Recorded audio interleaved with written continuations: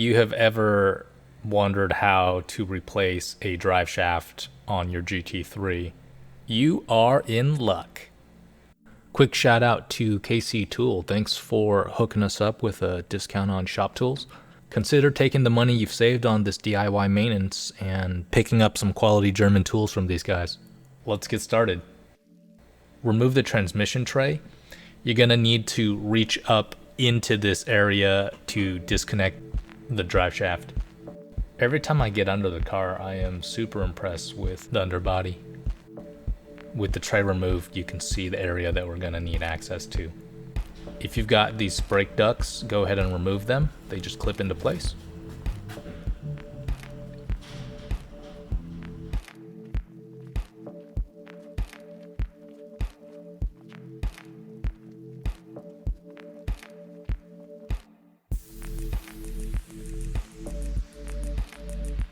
Break the axle nut loose. Impact is optional, but highly recommended.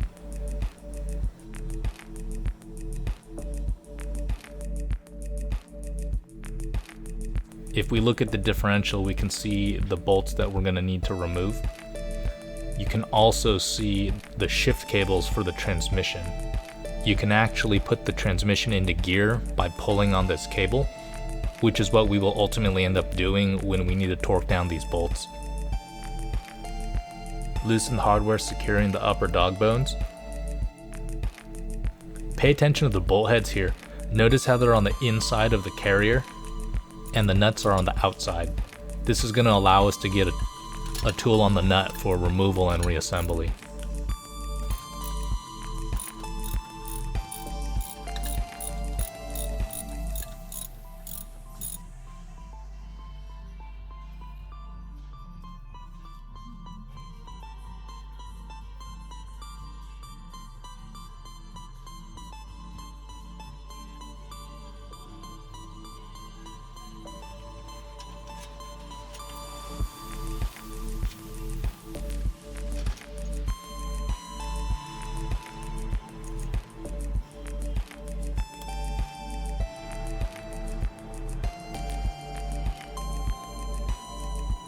Disconnect that sway bar and rotate the sway bar link out of place.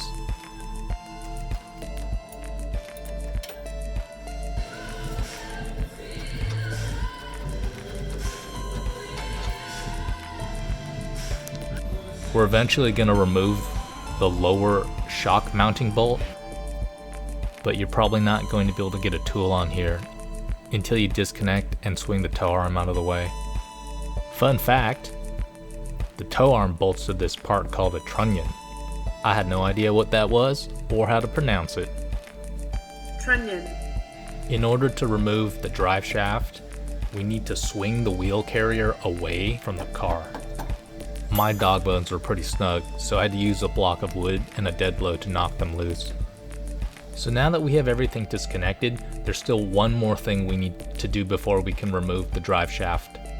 This is a top-down view of the center console with all of the center console stuff removed. There's a few screws holding it in place. It should be pretty self-explanatory. What we're looking at here is the parking brake cables. You'll want to grab one of these cables with a pair of pliers and pull them forward towards the turnbuckle.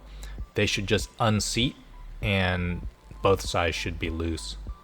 I don't actually have a video of this because I was trying to work on this and film with one hand and it was not happening.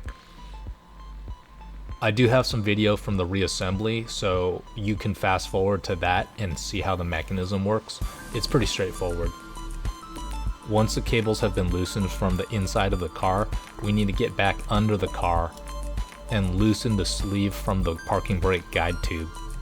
Once your cables are loose, you should just be able to pull on this plastic sleeve and it should unseat. The drive shaft is held in place by a handful of Torx bolts. You can use a ratchet to break these free, but it's going to be annoying because you're going to need to rotate the drive shaft and then put the car into gear. If you can fit an impact in here, you'll be able to spin all of these off without having to do that. Because I used an impact, I did not need to put the car into gear to lock out the drive shaft. I will include a link to the reassembly procedure where I did need to put the car in gear, just in case you want to take a look. Make sure to retain the clips that hold the bolts in place because we will need these when we reassemble everything. I wasn't able to capture the removal process, but it's pretty simple. You should be able to pull the wheel carrier away from the car and pull the drive shaft straight out. If you're having trouble removing the drive shaft from the wheel hub, you can reinstall the old axle nut.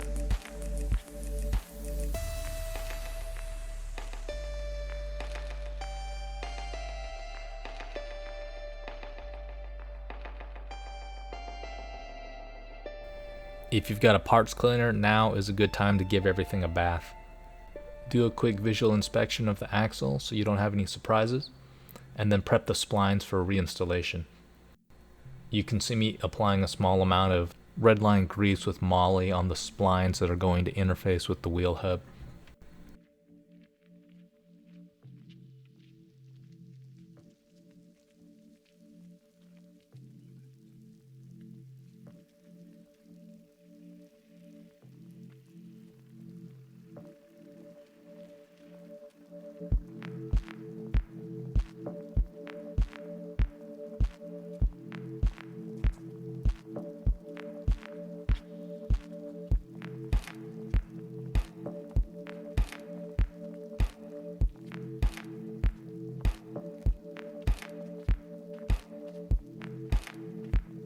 When you reinstall the drive shaft, make sure you're also using the clips that you removed.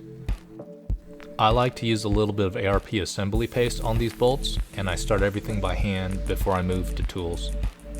I typically tighten down everything with a star pattern. This is what Porsche officially recommends. You're probably going to notice when you take a torque wrench to these bolts that the drive shaft is going to spin. In order to prevent this from happening, you're going to need to put the car in gear. Luckily, if you're working on the passenger side, the shift cables are right next to the drive shaft. If you're working on the driver's side, it's going to be a little bit annoying. Or, call a buddy and have him put the car in gear for you. You can manipulate this cable to put the car in gear, torque down the bolts you have access to, put the car back into neutral, and then rotate the drive shaft. Rinse and repeat until you're done. Even though we torque down the CV bolts, I don't recommend torquing down the suspension components until everything has been fit together. Resecure the strut to the wheel carrier, reconnect the tow arm, and don't forget any shims that you may have removed. Reconnect your sway bar link, and reconnect the dog bones. These dog bones actually gave me the most trouble. I had to grab a jack and place it under the wheel carrier to lift it up in order to get everything to align. The final piece of the puzzle is the parking brake. After doing this a few times, I think I have a process that is pretty easy.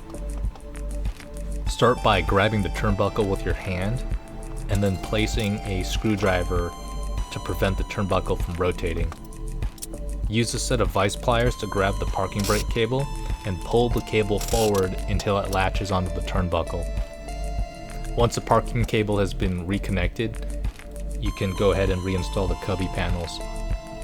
Get back under the car one last time and reconnect the sleeve with the parking brake tube. Alright, that's it. Pat yourself on the back, and I'll see you next week when I break something else. Comment below if there's something you're struggling with or you'd like to see me tackle.